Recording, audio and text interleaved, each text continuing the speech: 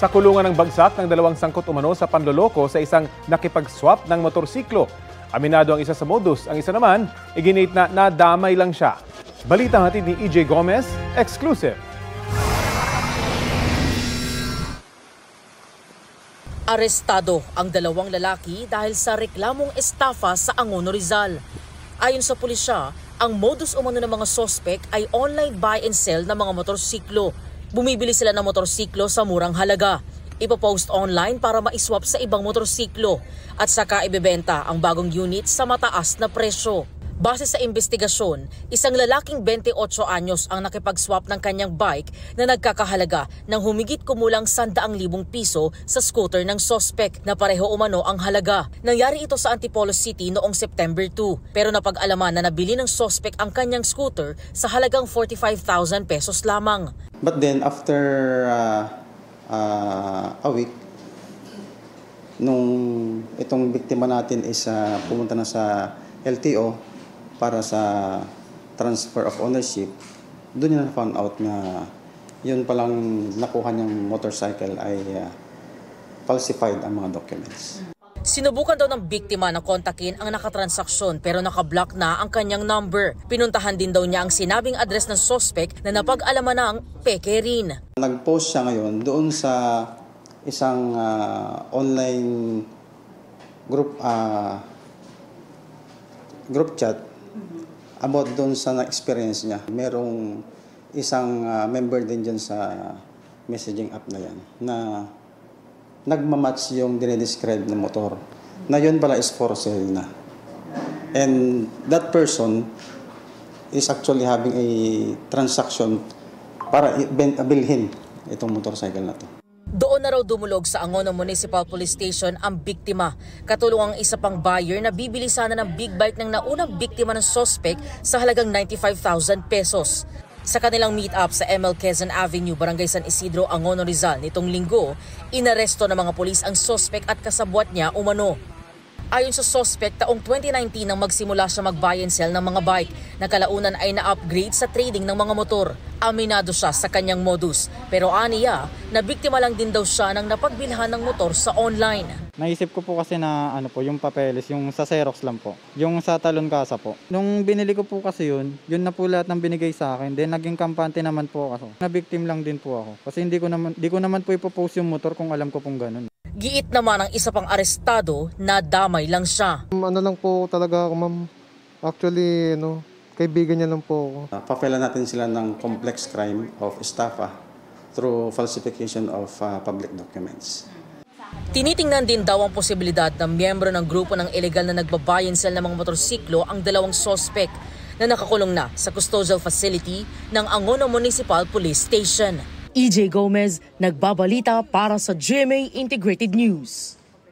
Humupa na ang baha sa iba't ibang bahagi ng Iloilo pero suspendido pa rin po ang klase sa ilang eskwelahan doon dahil sa masamang panahon. May ulat on the spot si Zem Kilantang Sasa ng GMA Regional Team. Zem?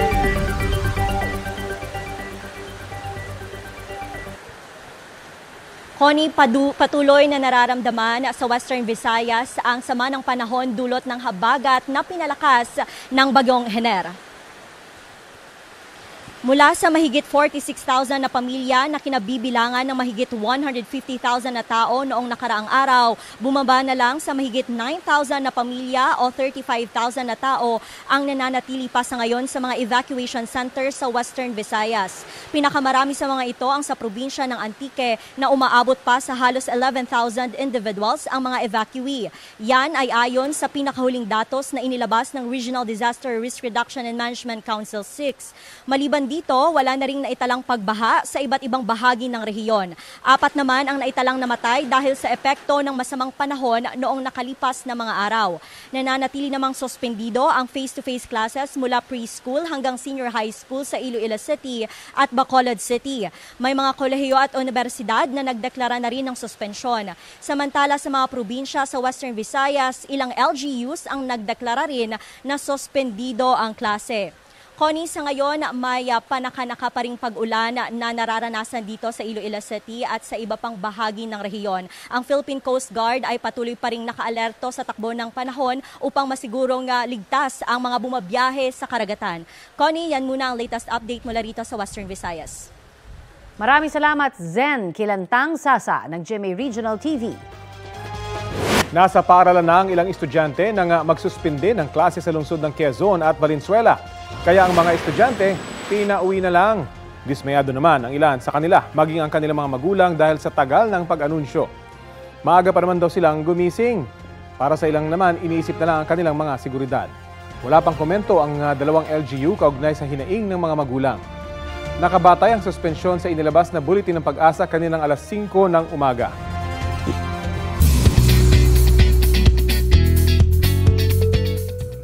Mga mare at pare, may pasilip na sa inaabangang pelikulang Hello, Love Again na pagbibidahan ni Alden Richards at Catherine Bernardo. Joy! Sa bagong teaser, nasa airport sina Ethan at Joy. Feature din dyan ang iba pang struggle ng mga OFW. Unang bumida si Alden at Catherine sa Hello, Love, Goodbye noong 2019. After 5 years, magpapatuloy na ang kwento nila sa Canada. Ang Hello, Love Again ay collaboration ng Star Cinema at GMA Pictures na mapapanood na sa November 13. Aprobado na ang dagdag sahod para sa minimum wage earners sa Calabarzon at Central Visayas. Ayon sa Department of Labor and Employment, 21 hanggang 75 pesos ang wage hike sa Calabarzon na ipatutupad sa September 30, 2024. Ibig sabihin, magiging 420 hanggang 560 pesos na ang arawang kita sa non-agriculture sector. Depende po yan kung saan sila ang munisipalidad. 425 hanggang 500 pesos naman sa agriculture sector at 425 pesos sa retail and service establishments na hindi hihigit sa 10 ang empleyado. Sa Central Visayas naman, 33 hanggang 43 pesos ang aprobadong wage hike na epektibo po sa October 2. Ang bagong daily minimum wage ay mula 453 hanggang 501 pesos. Depende po yan sa lugar kung saan nagtatrabaho ang manggagawa. Hindi raw magpapa-aresto si dating presidential spokesperson Harry Roque sa Quad Committee ng Kamara. Sabi ni Roque, alam naman niyang may kapangyarihan ng Kongreso na mag-cite in contempt pero hindi raw yun dapat gamitin para magparusa. Kinwestiyon din ni Roque ang kinalaman ng kanyang Statement of Assets, Liabilities and Net Worth o SALN sa investigasyon ng POGO. Kung meron daw siyang unexplained o hindi maipaliwanag na yaman, sampahan na lang daw siya ng kaso. Giit niya, hindi niya isusurrender ang kanyang kalayaan. Wala pang komento ang mga mambabatas na namumuno sa Quad Committee sa sinabi ni Roque. Kataas ngayon ang iba't ibang babala ng malalakas na ulan. Ayon sa Pag-asa, isinailalim sa yellow rainfall warning at rainfall advisory ang ilang panig ng Negros Occidental, Iloilo at Guimaras. May yellow rainfall warning din sa ilang bahagi ng Antique. Pinaalerto ang mga residente mula sa banta ng baha o landslide. Tatagal ang yellow rainfall warning at rainfall advisory hanggang alas 2 ng hapon. Update po tayo sa Bagyong Hiner matapos itong maglandfall sa Palanan, Isabela at kakausapin na po natin si Pag-asa Weather Specialist Alzar Aurelio. Magandang umaga at welcome po sa Balitang Hali. Hello, magandang umaga po sa atin lahat. Opo, ano pong direksyon na ang tatahakin ng Bagyong Hiner matapos po maglandfall sa Isabela? After ng mag-landfall at kasalukuyan nasa Hibugan na Benguet ang sentro ng bagyong ito, inasa po na kikiso pa direksyong westward, pakanluran sa bilis ng 15 kilometers per hour patungo sa West Philippine Sea. I see. Okay. Pero gaano ho karaming ulan ang dala ng Bagyong Hiner? Particularly dito ho ba sa Metro Manila, parang magiging maulan din ho ang ating buong maghapon? May dahil sa Bagyong Hiner ay dala nito ay heavy hanggang intense na pag-ulan at maapekto ito yung mga lugar po sa Northern Luzon at sa ilang bahagi ng Central Luzon. Sa Metro Manila, inaasahan ito yung mga light to moderate rains ng ngayong araw dahil po yung southwest monsoon. Okay. Ano po ang posibilidad na mag-abot po sa loob ng PAR o Philippine Area of Responsibility ang Bagyong Hiner at Bagyong may international name na Pulasan? Ngayon, sa pinapakita na malabo pong mag-apang-abot itong dalawang bagyo at wala pong epektong Fujiwara effect. Sabihin na patuloy na itong lalayo, papunta sa China itong si Hener, ito naman si Pulasan na magiging Helen ay inaasang kikilos patungo sa may Japan po. Opo. Mamaya po ang alis ni Hener, ano? Opo, maaaring gabi o bukas ng umaga po. Marami pong salamat. Yan po naman si Pag-asa Weather Specialist Alzar Aurelio. Ito ang GMA Regional TV News. Ihahatid na ng GMA Regional TV ang may init na balita mula sa Visayas at Mindanao kasama si Cecil Kibod Castro. Cecil? Salamat, Rafi. Natagpo ang patay at nakagapos ang isang lalaking nag-check-in sa isang inn sa Cagayan de Oro City. Sa Valencia, Bohol naman, aabot sa mahigit 1 milyong piso ang pinsala ng sunog sa isang palengke. Ang may init na balita hatid ni James Paulo Yap ng GMA Regional TV. Tulong-tulong ang mga residente at mga bumbero na apulahin ang apoy sa sunog na sumiklab sa public market sa Valencia, Bohol. Ang ilang stall owners nagkumahog sa pagsalba ng kanilang mga paninda. Ayon sa ilang nagtitinda, nagsimula ang apoy sa isang saradong stall. Kasama sa natupok ang meat at fish section at ilang kainan.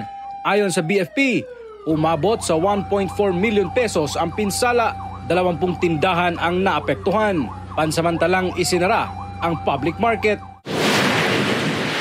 Patay na nang matagpuan ng isang lalaki sa isang inn sa Cagayan de Oro City. Ayon sa mga pulis, madaling araw, nag-check-in ang biktima kasama ang 3 binatilyo. So after 3 hours, gitok-tok ang mga room. Wala nang response mo ito kaya na-abrihan siya na nakita dito nga ng batang lawas ito sa ilalim sa may katre. Nakagapos pa umano ang mga paa ng biktima. Wala na rin doon ang 3 binatilyo, pati ang kotse ng biktima na nakapark malapit sa inn. Paniniwala ng mga pulis, posibleng pagnanakaw ang motibo ng krimen. Ipina-autopsy na ang bangkay para alamin ang sanhi ng pagkamatay. Patuloy ang paghahanap sa mga huling nakasama ng biktima. Patay sa pamamaril ang isang lalaki habang nagja-jogging sa Maasin, Iloilo. Agad na naaresto ang sospek na nahaharap sa kasong murder. Ayon sa Maasin Police, may personal na galit sa biktima ang sospek. Sa mo nang iyang motibo nga ti grad gesting kung ginunahan niya na lang kay ti amo nang iyang perception nga inakatawo amo na ang mapatay sa iya. Hindi pa nare-recover ang armas na ginamit sa pamamaril. James Paulo Yap ng GMA Regional TV, nagbabalita para sa GMA Integrated News. Patay ang isang pasahero ng isang pickup matapos itong bumangga sa isang trailer truck sa Naga, Cebu. Batay sa investigasyon, tumilapon ang pasahero na nasa passenger seat. Dead on arrival siya sa ospital. Sugatan naman ang 2 iba pa. Pinalaya kalaunan ang driver ng truck nang lumabas sa investigasyon na nakaparada lamang ang truck sa gilid ng kalsada. Posible namang maharap sa reklamong reckless imprudence resulting in homicide, physical injury at damage to property ang driver ng truck. Mga mare at pare, may shinare si Miss Universe 2018 Catriona Gray matapos silang manakawan habang nasa London.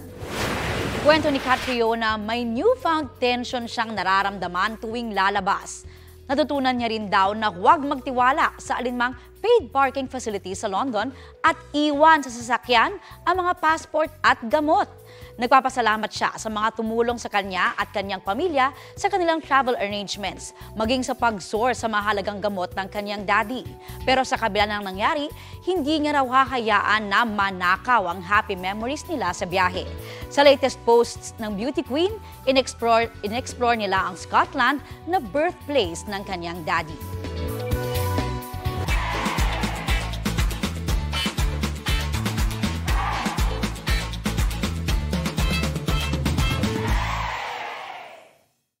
Kapuso, alamin ang maiinit na balita. Bisitahin at mag-subscribe sa GMA Integrated News sa YouTube. Sa mga kapuso abroad, samahan nyo kami sa GMA Pinoy TV at sa www.gmanews.tv.